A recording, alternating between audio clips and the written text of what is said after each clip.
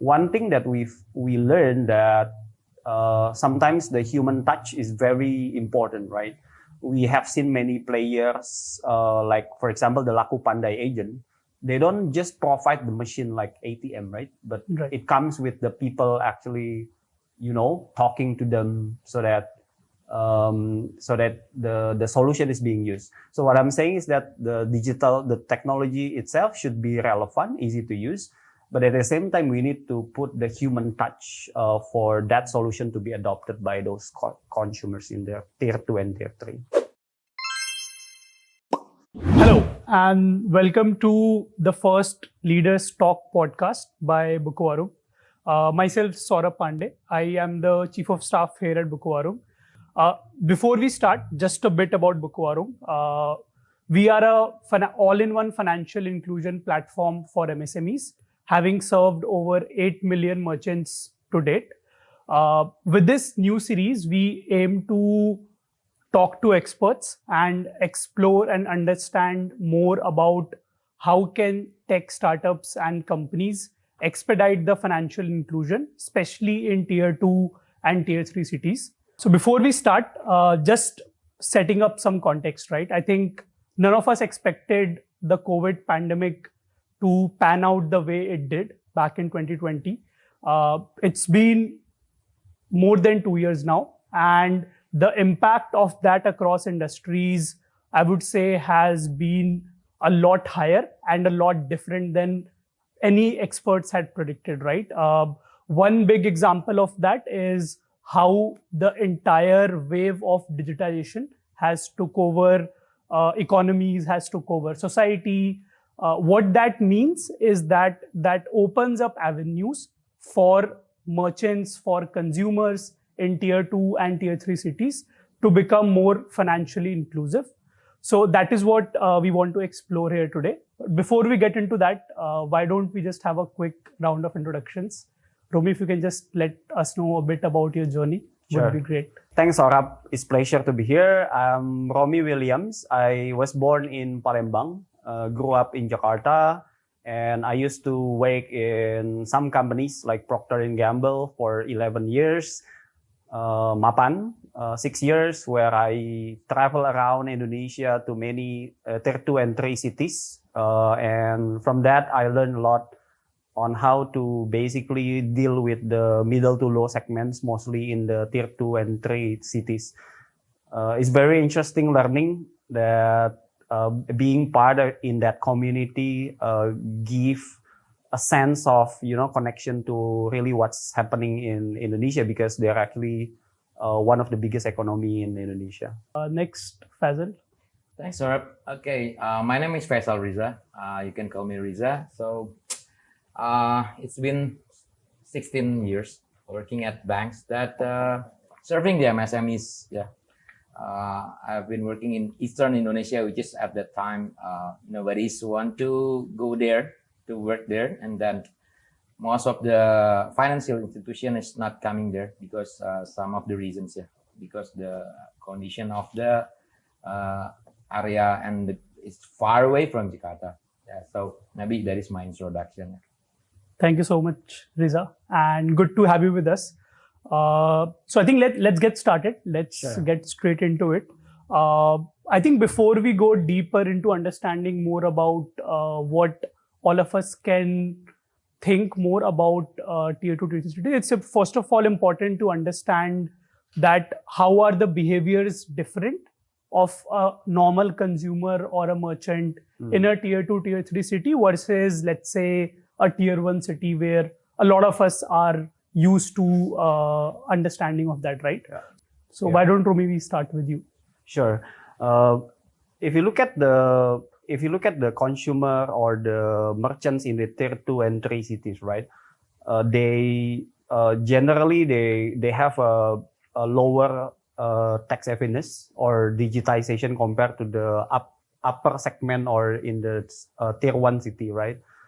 And I think many reasons to that. One of them is the digital infrastructure, the way actually they adopt the technology itself normally behind the tier 1 city, right?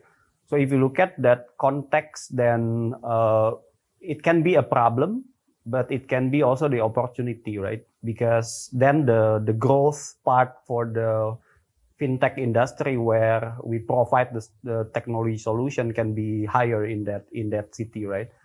And thanks to the COVID pandemic, I think whether we can see it as a pandemic, but it can be also becoming acceleration of the digitization, where the consumer in the tier 1 and tier 2 city started becoming the joining the forces in the wave of the digitization, right? So I think knowing that they're actually behind compared to the tier 1 city, then I think the need of them to adopt to the technology becomes very different to the upper 1 city also, right? It's very easy for the tier 1 city to adopt to the technology. I think we have seen in the past that they are the first actually to adopt, but then the tier 2 and tier 3 are always lagging, right? I think it's because they have a different need, they have the different journey, so that's why the way we treat them should be very contextual and very different, I guess. Just wanted to highlight was that I think one of the big reasons why that penetration might be lacking is, as you talked about, the context part. That being the platforms, or let's say being the provider of technology, we cannot expect the same solutions which work for a consumer or a merchant in a tier 1 city to work in different areas, right? So we need to contextualize, we need to understand what their needs are before trying to replicate the same solution everywhere. So I think that's a very valid point, and that is one big learning which I think all the companies who have tried to go there have learned it, either the easy way or the hard way.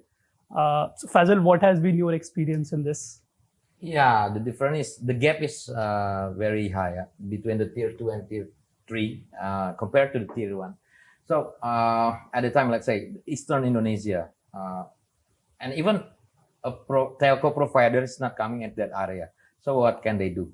So they don't have any kind of knowledge coming there, and then something like in terms of the financial inclusion, they don't even have a let's say branches of the banks there. So it's far away from their area, and then it makes them hard to go there, and then just like to create a bank account, something like that.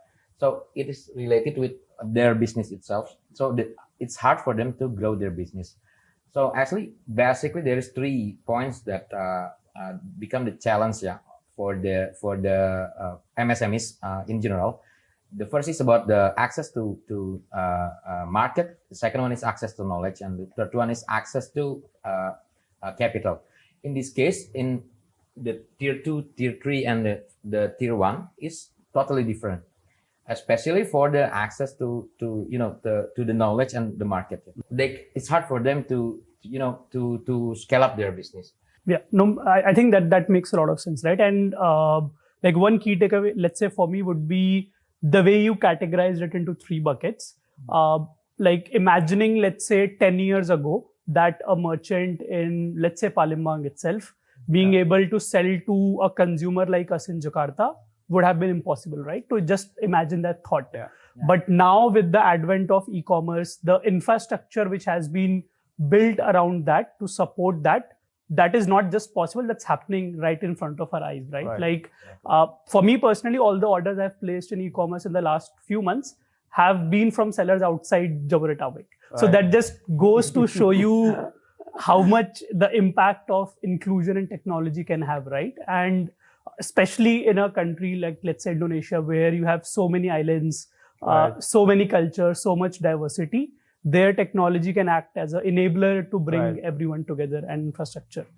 Perfect. I think one thing which I would like to go a bit deeper would be in terms of their expectations from, let's say, any digital or financial platforms, right? Like what, compared to a consumer or a merchant in a tier 1 city versus someone who's not in tier 1 city, have you seen any fundamental differences in terms of specifically expectations from the digital services which are offered to them? I think going back to the digital savviness gap from the consumers in the tier 2 and 3 cities, I think the way the consumer expect the solutions or the platform is very different also, right? So that's why I think very critical for the fintech or technology company to adjust for the solution to be adopted by the consumers, right?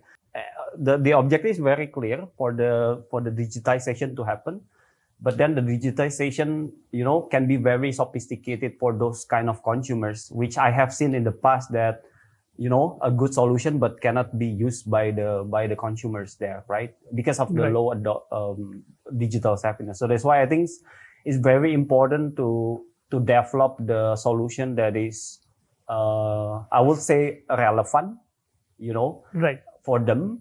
Relevant meaning that it doesn't drastically change the way they do things. So to basically not to displace them, Right. but to enable the activity to start slowly converting them to digital, right? So I think going back to the question, what the company should expect, the way they treat the consumer in the tier 1 compared to the tier 2 and 3 should be very different. There are many other aspects that we can actually look at, not only the easy to use technology, but also, for example, in Indonesia, we are very community-based people, right? We call it gotong royong, or guyup, Yeah. paguyupan. There are a lot of community that is so guyup. And one thing that we learned that sometimes the human touch is very important, right? We have seen many players, like, for example, the Laku Pandai agent. They don't just provide the machine like ATM, right? But Right. it comes with the people actually, talking to them so that the solution is being used. So what I'm saying is that the technology itself should be relevant, easy to use, but at the same time, we need to put the human touch for that solution to be adopted by those consumers in the tier 2 and tier 3. Right.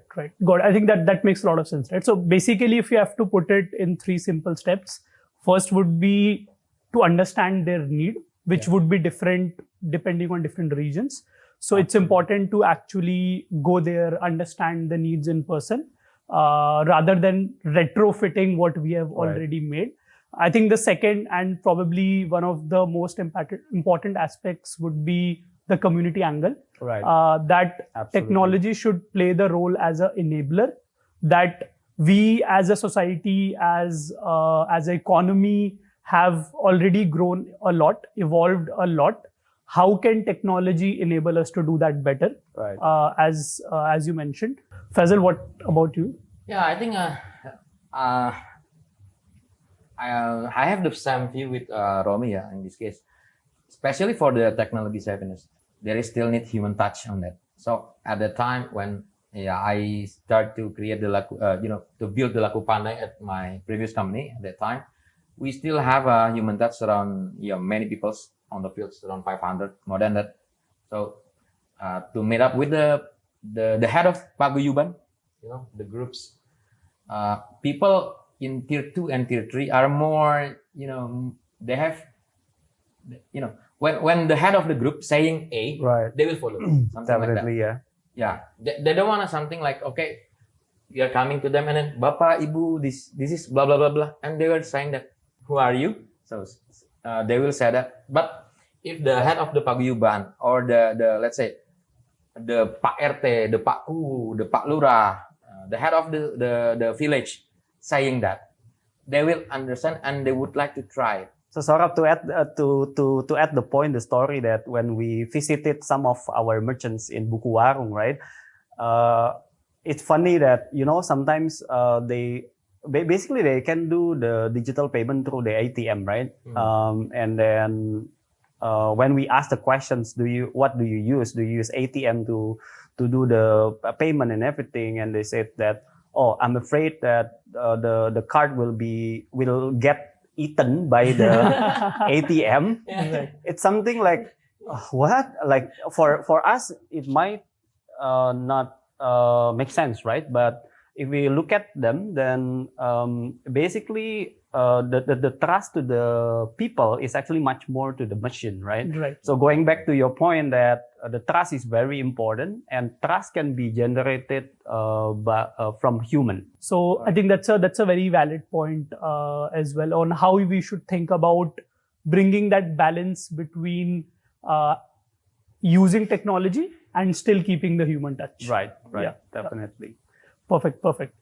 So I think that's actually has been a good discussion on understanding the context around what are the needs which the consumers have, especially in these regions, right?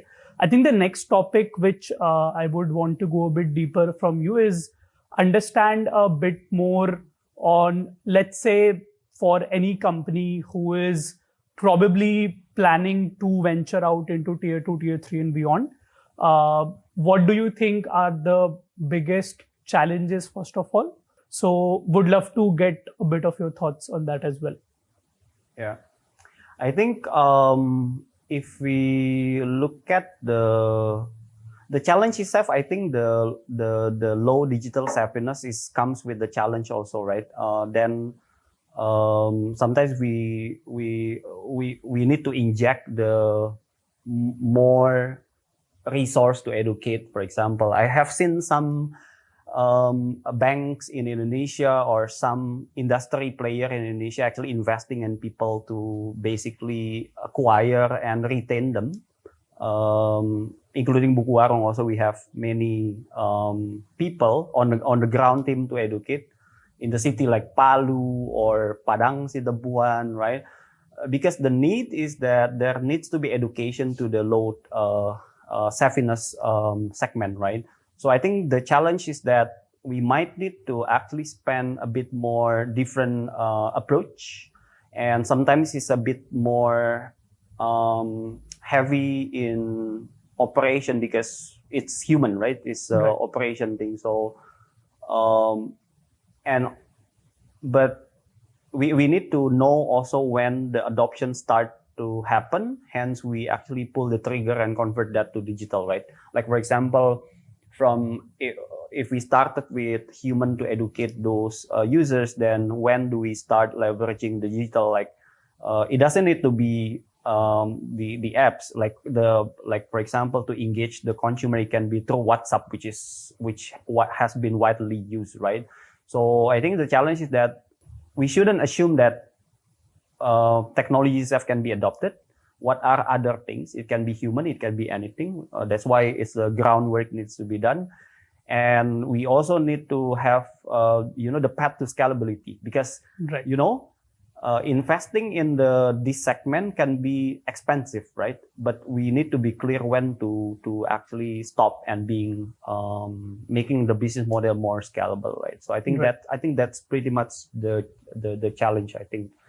And it's important because if we don't stop, then the investment can be very high in this segment, right? Right. Yeah. And I think that goes back to one of the earlier points we were discussing about, right? About enablement versus displacement. Right. Like if you actually understand about their needs, what they want, and you're able to build solutions around that, they will be more than happy to adopt. Right. Like I think just to continue a bit on this, right? Like one of the I would say questions or in general points which people generally ask about is, can you, like, even if let's say you're able to get the consumers in those areas to adapt digitally and financially, will you be able to, let's say, as Romy talked about, a business model, right?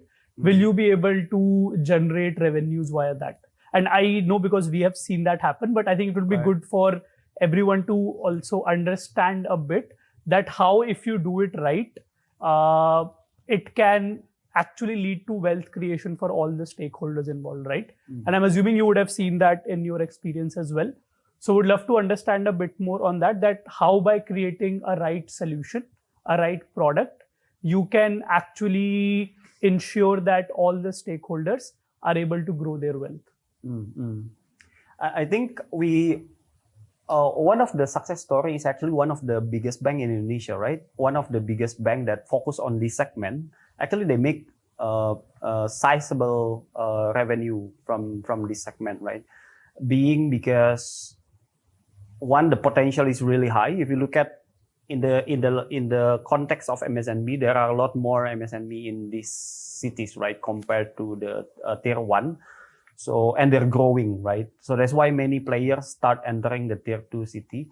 So I think we can actually start looking at the business model and start, assessing whether we can make a sizable revenue and eventually make money in this segment, right? So, but there is a proof, right? Some companies can, and what is more important also in these consumers in these cities, because it is the first time for them to adopt the solution, they're normally pretty loyal, right? Yes. So because this is the first time, maybe like when we met the person that we like so much, and then we start falling in love with them, then we become very loyal to them, right? It's like, I think you always remember your first love, right? Of course, like now become my wife. So I think the beauty of this segment, even though the treatment is very different, but they're typically very loyal. Perfect. Any specific examples which you would like to share on that? I think if you want to go to the tier 2 and tier 3 cities, we have a new business, let's say, to be the services for them. I think what we need is we cannot stand alone. We need to have collaboration. That is the important thing. Something like, even though let's say the example from Pak Romy, that the big banks, that big bank is not going by themselves. They cooperate with the local government, something like that. And not only local government, but maybe they can cooperate with the Persatuan Tani or Persatuan Nelayan. So the group of fishermen, the group of the farmer, they have a cooperasi unit, desa, something like that. So if you want to come into them to, let's say, to introduce our product, which is, let's say, the digital product, we need to collaborate with the cooperasi itself. We cannot hit them. No, they already have become the one that being trusted by the market itself. So we need to collaborate. We cannot, let's say, killing each other. It's not the way. So the collaboration is, I think, the key. I think that is a very good point, actually, because this segment is very huge and the problem is huge also. And collaboration is always the best way, right? Like sometimes, like many existing players already tap into that market, and digitization coming. Instead of fighting for the same cake, I think it makes more sense to collaborate and to solve that huge problem.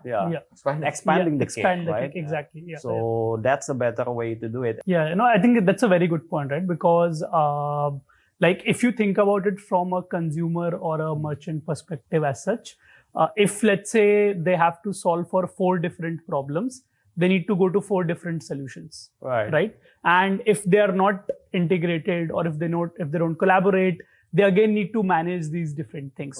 So in a way, all of us might be solving a problem well, but that's being solved in silos, right? But if you, let's say, bring it together, that can unlock synergies which probably we might not have even thought about before, right? Like I think one example for that can be, and that's also one problem statement, right? Which is, I think the access of credit, which the MSMEs have in tier 2, tier 3 cities, has been a big, I would say, big thing to solve for, from a government perspective, from a regulatory perspective, from financial institutions perspective as well, right? And that can go very well into this as well. I think if you can you have a lot of experience in that. I have an example for this one. When I go to the MSME, I'm asking them, Bapak, do you have any transaction record? Because that is what my credit team asking me. Because that is what banks and financial institutions doing at the time, very conventional. They need to have the records. Is there any book where you put your income, daily income? So at the time they are saying that, no, Bapak, I just put it on the wall, and after 2 days I throw it out. Only the piece of paper, Bapak. So how do you know about your business condition? They said, I know. how do you know, Pak? I have, this is the box of my money. Early in the morning, I know what is how much money there.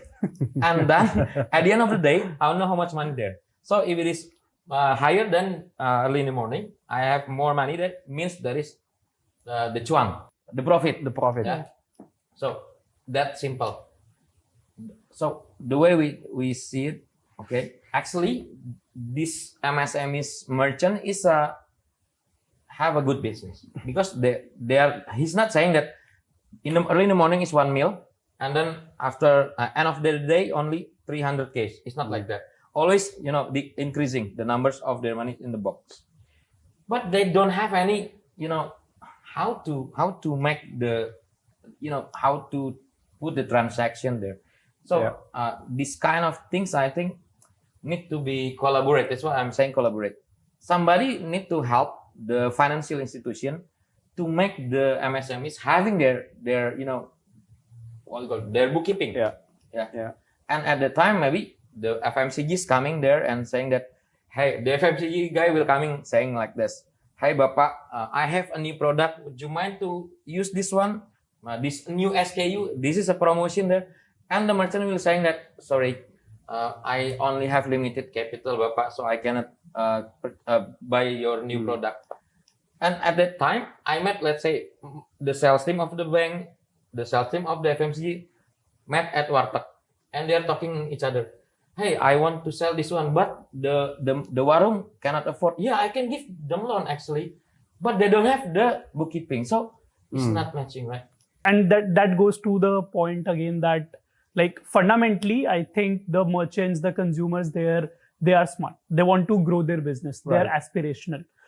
If, let's say, companies can come together to build solutions which can help solve these problems which are hampering them in their growth, then it's a win-win for everyone. Right. You are basically, as, let's say, FMCG company, you will be able to sell more stock.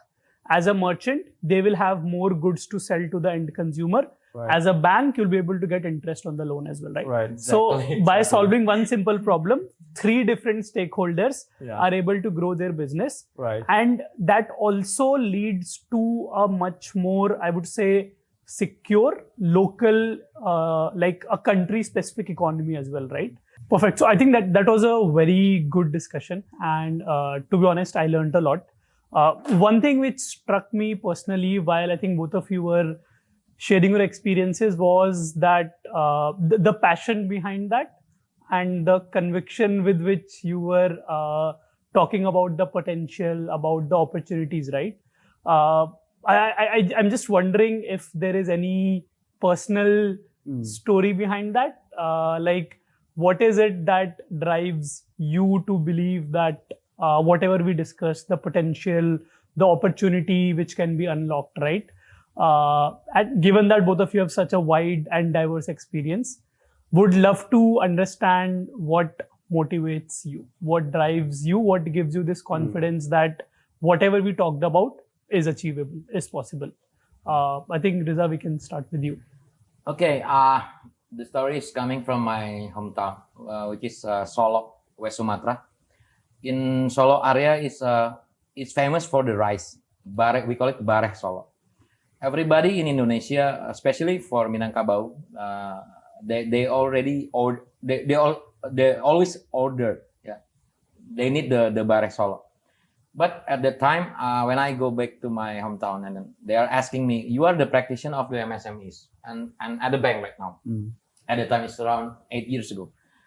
And then they keep asking me how to make this bigger, this Barek Solo name, this kind of product. So just telling them, the head of the community, the Kepala KUD at that time. So I telling them that, why don't we try to compete, through e-commerce? Maybe you can put your toko at e-commerce and selling the rice there. And all the things about the shipping is already there at the e-commerce. At the first stage, they are saying that, how can we sell beras, which is, it's heavy, right? It's around 30 kilos. How come I sell it to, let's say, East Java? it's very long way to travel to Surabaya, for example. And I'm saying that this is the way it works. And now when I go back to my hometown, I'm seeing that they can sell it all over Indonesia even. Wow, that's like so inspiring, and like one example of what you can achieve with more literacy and more digital Right. inclusion, right? Romy, what about you? I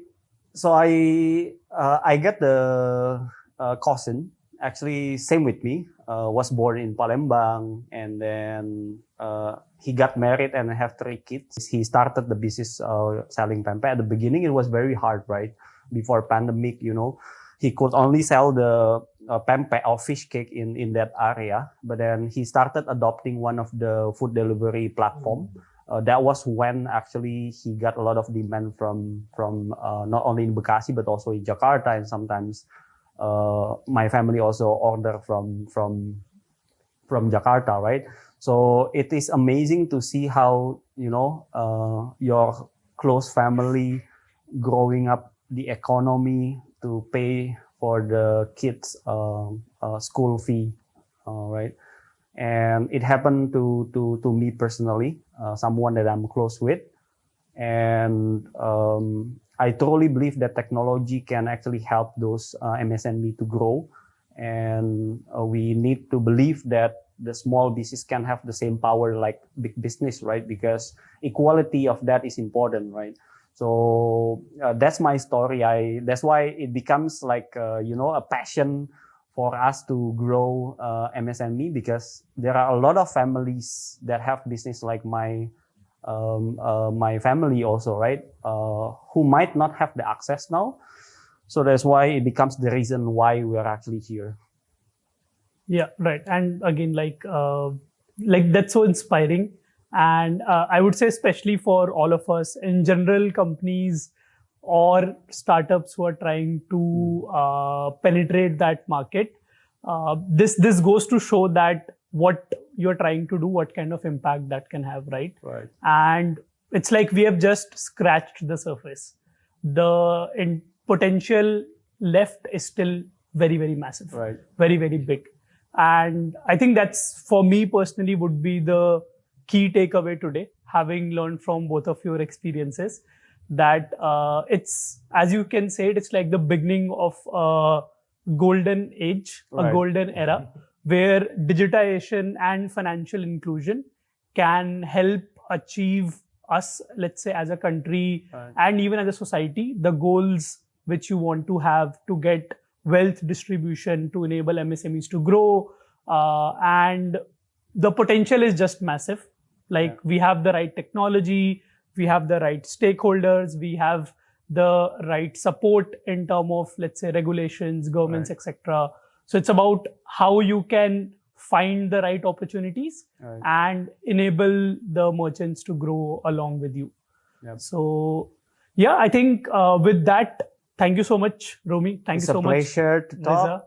Riza. Yeah. Yeah, thank you so much for your time. Thanks. And I hope this was helpful for everyone. Thank you. Thank you, everyone. Bye bye. Thank you, everyone. Bye bye.